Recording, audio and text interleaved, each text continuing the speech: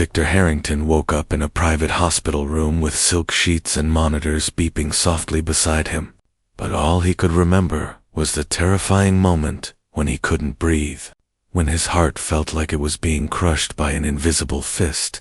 And then there was a face, a stranger's face, calm and determined, and gentle hands pressing against his chest, and a voice saying, "Stay with me, sir, stay with me," and then nothing but darkness until now.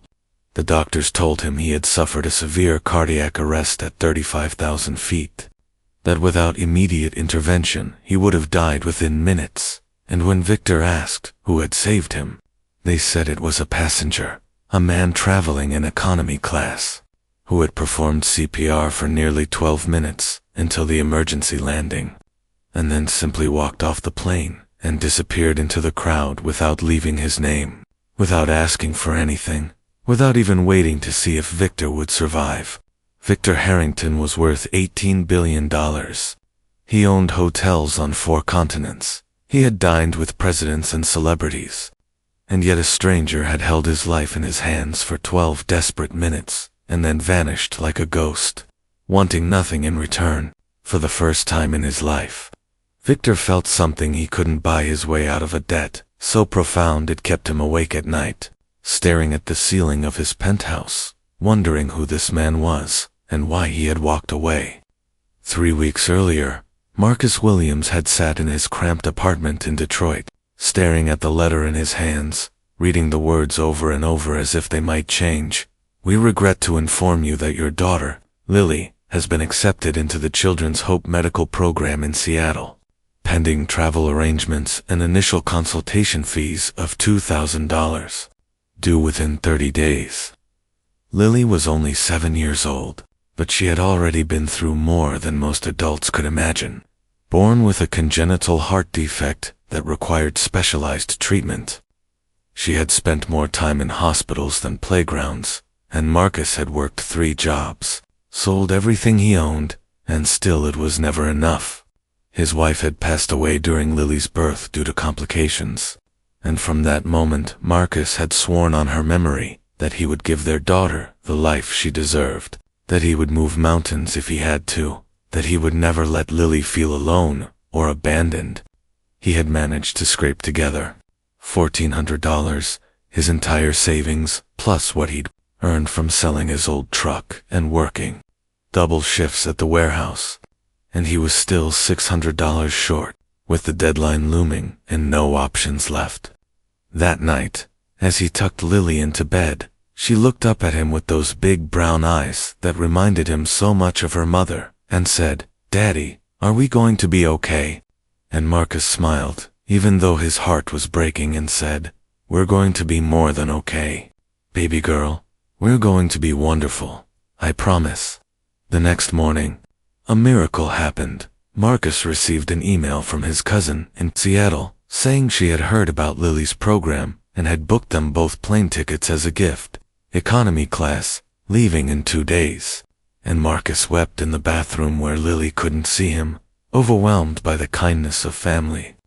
The flight was scheduled to depart at 7 in the morning, and Marcus arrived at the airport 4 hours early because he had never flown before and was terrified of making a mistake, carrying a worn duffel bag containing everything they needed and holding Lily's hand so tightly she had to remind him to loosen his grip.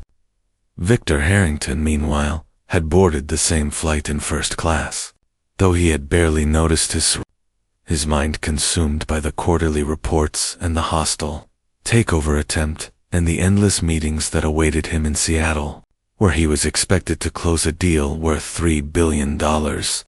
He had not taken a real vacation in 7 years, had not called his elderly mother in 6 weeks, had not attended his niece's birthday party despite promising he would be there. And somewhere along the way he had stopped being a person and become a machine, efficient and profitable, but utterly empty inside.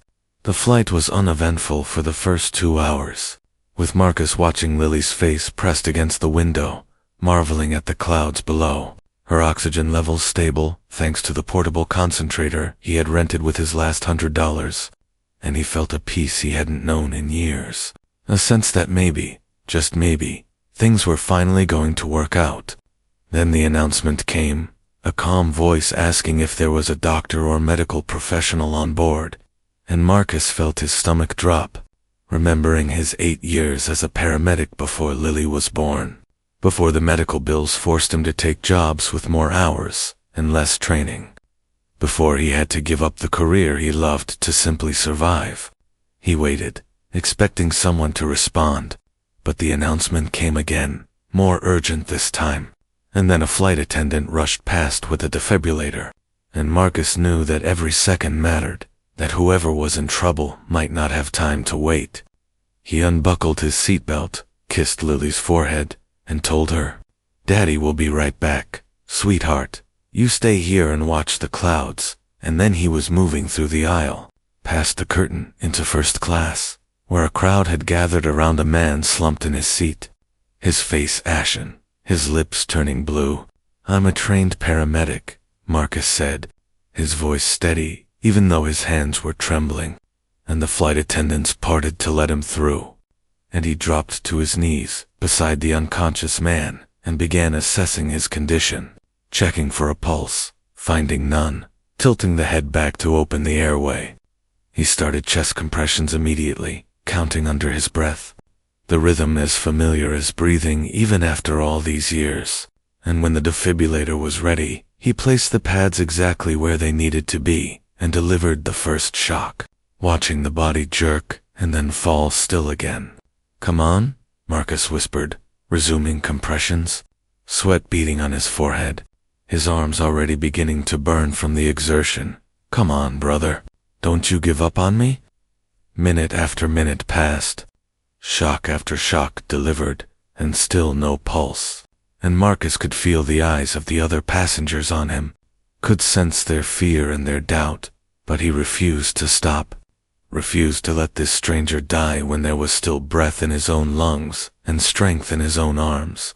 Finally, after what felt like an eternity, the monitor beeped with a rhythm, weak but present, and the man's chest rose with a shallow breath, and Marcus nearly collapsed with relief, staying by his side to monitor his vitals until the pilot announced they were making an emergency landing in Minneapolis. When the plane touched down and the paramedics rushed on board with a stretcher, Marcus quietly gathered his things and returned to his seat, where Lily was waiting with worried eyes, asking if the man was okay, and Marcus hugged her tight and said, "He's going to be fine, baby. The doctors are taking care of him now." The airline offered to rebook them on another flight, but the next available connection to Seattle wasn't until the following morning, which meant they would miss the consultation appointment, which meant the entire trip might be for nothing. And Marcus felt the weight of despair settling on his shoulders like a physical burden, but he didn't let Lily see his fear. Instead, he took her to the airport McDonald's and bought her a Happy Meal with the last of his cash.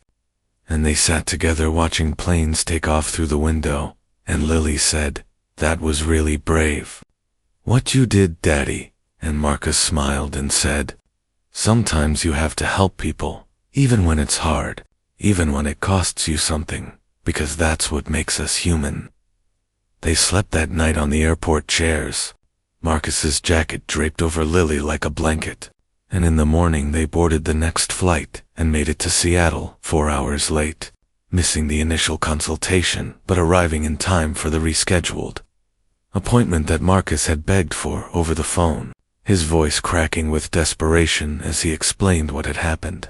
Back in Minneapolis, Victor Harrington was being stabilized in the cardiac ICU, surrounded by the best doctors money could buy, and when he finally regained consciousness and asked what had happened, the flight crew told him about the man from economy class, the tall black man with gentle hands and calm eyes, who had refused to give up even when it seemed hopeless. "What was his name?" Victor asked, his voice hoarse.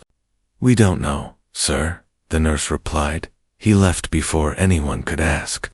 Victor hired a private investigation team that same afternoon, lying in his hospital bed with an IV in his arm and a burning need to find this stranger who had saved his life. This hero who wanted nothing in return, The investigators worked for 3 weeks, reviewing passenger manifests, security footage, interviewing witnesses, and finally they came back with a name and an address. Marcus Williams, 42 years old, father of one, former paramedic, current warehouse worker, living in a 2-bedroom apartment in one of the poorest neighborhoods in Detroit, 6 months behind on rent and facing eviction. Victor read the file over and over, studying the photograph of Marcus, a handsome man with tired eyes and strong hands, wearing a work uniform in what appeared to be an employee ID photo, and he felt something shift inside his chest, something that had been frozen for years, beginning to thaw. His lawyers advised against personal contact, suggesting instead a substantial wire transfer or an anonymous donation, but Victor dismissed them with a wave of his hand, already planning his trip to Detroit, already rehearsing what he would say to the man who had given him a second chance at life. The Harrington Foundation had donated millions to hospitals and schools and disaster relief, but Victor had never once met the people whose lives his money had touched. He had written checks from behind a desk, patted himself on the back for his generosity, and continued living a life of comfortable isolation. This time would be different, he decided. This time he would look into the eyes of the man he owed everything to, and say thank you in person. When Victor arrived in Detroit 3 weeks after the flight, he drove through Marcus's neighborhood in a rented sedan, having left his usual convoy of black SUVs behind, and he was struck by the contrast to the gleaming towers and manicured lawns of his usual world. Here, the buildings were tired and worn, the playgrounds empty and rusting, the streets lined with people who walked with their heads down against the weight of their struggles. He found Marcus's apartment complex, a 3-story building with peeling paint and broken windows, and climbed the stairs to Unit B, where a handmade sign on the door read, "Welcome friends," in a child's colorful handwriting. Victor knocked, his heart pounding with an anxiety he hadn't felt since his first business pitch 20 years ago. And when the door opened, there was Marcus, wearing an old t-shirt and jeans, a dish towel thrown over his shoulder, looking at Victor with no recognition in his eyes. "Can I help you?" Marcus asked, and Victor realized with a start that of course Marcus didn't recognize him on the plane. Victor had been unconscious, dying, just another body to be saved, not a face to be remembered. "My name is Victor Harrington," he said, his voice catching, "and you saved my life 3 weeks ago on a flight to Seattle." Marcus's expression shifted from confusion to surprise, to something that looked almost like embarrassment, and he glanced back over his shoulder into the apartment, before stepping into the hallway and partially closing the door behind him. "I was just doing what anyone would do," Marcus said quietly, and Victor shook his head firmly. "No, Mr. Williams, that's not true. There was an entire plane full of people, and you were the only one who came forward, the only one who acted, and you spent 12 minutes fighting for my life without knowing who I was or whether I was worth saving." Marcus was silent for a moment, and then he said, "Everyone is worth saving, sir. That's kind of the whole point." Victor felt tears prick at his eyes, a sensation so unfamiliar that he almost didn't recognize it, and he reached into his pocket and pulled out an envelope. "I want to give you something," he said, pressing the envelope into Marcus's hands. "A small token of my gratitude, please. It would mean the world to me." But Marcus handed the envelope back without opening it, shaking his head with a gentle but firm smile. "I appreciate that, sir. I really do. But I can't accept money for doing what was right if I took payment for saving a life. It would cheapen what it means to be a good person, you understand?" Victor was stunned, completely unprepared for this response, having expected gratitude and relief, not quiet dignity and moral conviction, and he found himself at a loss for words for the first time in decades. Before he could respond, the apartment door opened wider, and a small face appeared, a little girl with braided hair and bright eyes, connected to a portable oxygen tank by a thin tube, peering up at Victor with innocent curiosity. "Daddy, who is that?" Lily asked, and Marcus scooped her up in his arms, holding her against his hip with practiced ease. "This is just a friend, baby girl." He was passing through the neighborhood. Victor looked at Lily, at the oxygen tank, at the worn but spotlessly clean apartment visible through the doorway, and something broke open inside him, some wall he had built around his heart, finally crumbling to dust. "What's your name?" he asked the little girl. And she smiled shyly and said, "I'm Lily, like the flower." "That's a beautiful name," Victor said. And then he looked at Marcus, really looked at him, seeing the dark circles under his eyes, the calluses on his hands, the way he held his daughter like she was the most precious thing in the universe. And he asked, very gently, "Marcus, please tell me what happened in Seattle. Did the appointment go well?" Marcus's face flickered with pain before he controlled it, and Victor saw the truth before Marcus even spoke. They couldn't reschedule the full evaluation in time because of the delay, and the program filled their spots with other patients. "But it's okay. We're on the waiting list now, and the doctors here in Detroit are doing their best." The delay, Victor realized with a sickening lurch, had been caused by the emergency landing by Victor's own heart attack, and the man who had saved his life had sacrificed his daughter's chance at treatment to do so. "Marcus," Victor said, his voice breaking, "I didn't know. I had no idea." But Marcus stopped him with a raised hand. "Don't do that, sir. Don't carry that guilt, because I would make the same choice 100 times over. That's what my wife believed in. That's what I'm teaching Lily, that we help people because it's right, not because of what we might get or lose." They stood there in the hallway, the billionaire and the warehouse worker, and Victor felt something he hadn't felt in years, a genuine human connection, unmediated by money or status or agenda. Over the next few weeks, Victor found reasons to keep visiting Detroit, telling himself he was scouting real estate opportunities or overseeing a new foundation project. But really, he just wanted to spend time with Marcus and Lily, to sit in their small apartment eating homemade macaroni and cheese, to watch Lily color pictures with the expensive art supplies Victor had secretly arranged to be delivered, to listen to Marcus tell stories about his days as a paramedic, about the lives he had saved and the lessons he had learned. Victor met Lily's doctors and learned about her condition, a complex heart defect that required specialized surgery, only available at a few centers in the country, with a waiting list measured in years and costs measured in hundreds of thousands of dollars. He met Marcus's cousin, the one who had bought the plane tickets, and learned that she had drained her own savings to give them that chance, that the entire extended family had been pooling resources for years to help Lily, that there was a whole community of love and sacrifice that Victor had never known existed. One evening, as Marcus was tucking Lily into bed, and Victor sat on the worn couch flipping through a photo album he had found, he came across a picture of a beautiful woman with Lily's eyes, smiling at the camera, with her hand resting on a pregnant belly. Marcus came out of Lily's room and saw what Victor was looking at, and for a long moment neither of them spoke. Her name was Denise, Marcus finally said, sitting down beside Victor, and she was my whole world.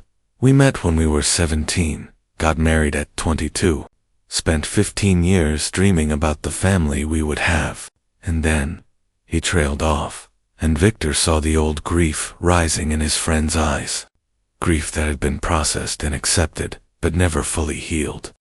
"She didn't make it through the delivery," Marcus continued, his voice steady but soft, "and Lily came out silent, not crying, and for a terrible moment I thought I had lost them both, and then Lily took a breath and screamed, and I held her, and promised Denise that I would never let our daughter feel alone."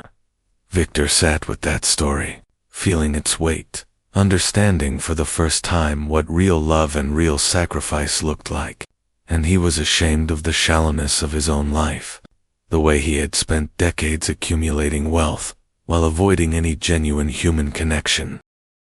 "Marcus," Victor said finally, "I know you don't want my money, and I respect that. I truly do. But would you let me be Lily's godfather? Officially, would you let me be part of your family? Not as a benefactor, but as a friend? Marcus studied Victor's face for a long moment, seeing the sincerity there, the loneliness behind the expensive suit, and he extended his hand. On one condition, Marcus said. You have to call your mother, because Lily asked me why you never talk about your family, and I didn't have an answer for her. Victor laughed, a real laugh, surprised out of him, and he shook Marcus's hand and said, Deal. The next morning, Victor called his mother for the first time in 2 months, and he told her everything about the heart attack, about Marcus, about Lily, about how close he had come to dying without ever having truly lived. And his mother cried, and then she yelled at him, and then she cried some more, and by the end of the call, Victor was crying too, sitting in a rented sedan in a Detroit parking lot, finally letting go of walls he had built decades ago. He flew his mother out to Detroit the following weekend, and she met Marcus and Lily, and within an hour, she was teaching Lily how to make her famous apple pie, while Marcus and Victor sat on the porch drinking lemonade. 2 men from completely different worlds, who had somehow become brothers. Victor, using every connection and resource at his disposal, but never telling Marcus about it, quietly arranged for Lily to be seen by the top pediatric cardiac surgeon in the country, making it appear as though a spot had suddenly opened up in the program, as though it were simply good fortune, rather than the result of a billionaire's determination. When the call came, Marcus wept with joy and never suspected a thing, and Victor watched from across the room, feeling a warmth in his chest that all his money had never been able to purchase. The surgery was scheduled for 6 months later, and in that time, Victor became a fixture in the Williams household. He was there for Lily's 8th birthday party, blowing up balloons with lungs that had almost stopped forever on that plane. He was there when Marcus finally caught up on his rent, thanks to a bonus at work that was actually arranged by Victor through anonymous channels. He was there when Lily took her first trip to the zoo, riding on Marcus's shoulders and pointing at the elephants with unbridled delight. On the day of the surgery, Victor sat in the waiting room beside Marcus, both of them too nervous to speak, watching the clock tick through the longest hours of their lives. When the surgeon finally emerged, still in her scrubs, and smiled, Marcus collapsed into Victor's arms, sobbing with relief, and Victor held him and cried too, thinking about Denise, about the promise Marcus had made, about how sometimes the universe puts people in your path for reasons you can't understand until years later. Lily's recovery was slow but steady, and during the weeks she spent in the hospital, Victor was there every day, reading her stories, helping her with her homework, teaching her to play chess, becoming the uncle she had never had. He reorganized his entire company to allow for remote work, delegated responsibilities he had always insisted on handling himself, and discovered that the world didn't actually collapse when he wasn't controlling every detail. Marcus, meanwhile, was offered a position at a newly established community health center, a center that happened to be funded by an anonymous donor, where he could use his paramedic skills to help his neighbors, to be there in the moments of crisis, the way he had been there for Victor. He never connected the dots, or maybe he did and simply chose not to say anything, understanding that some gifts are given more freely when they remain unnamed. A year after the surgery, Lily ran across the stage at her school's spring talent show, oxygen-free, for the first time in her life, and performed a dance she had been practicing for months, and the entire audience rose to their feet, led by Victor and Marcus, who were both crying and cheering and holding each other like the family they had become.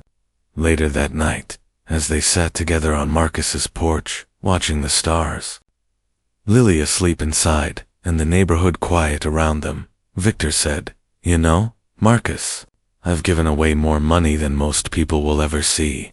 I've built hospitals and schools and libraries with my name on them, but none of it ever meant anything until you taught me what it really means to give." Marcus shook his head with that gentle smile. "I didn't teach you anything, Victor. It was always in there. You just needed someone to remind you how to find it. And Victor thought about the man he had been on that flight, consumed by deals and deadlines, racing toward a death that would have meant nothing to anyone. And he thought about the man he was now, sitting on a porch in Detroit with his chosen family, finally understanding that the measure of a life was not in what you accumulated but in what you gave away. The quote that hung on Marcus's refrigerator, in Lily's careful handwriting, said it best: "The greatest gift you can give is the one that asks for nothing in return." Victor had spent 53 years learning that lesson, and it had taken a stranger on an airplane to finally teach him. A man who had nothing but gave everything, who had saved not just his heart, but his soul.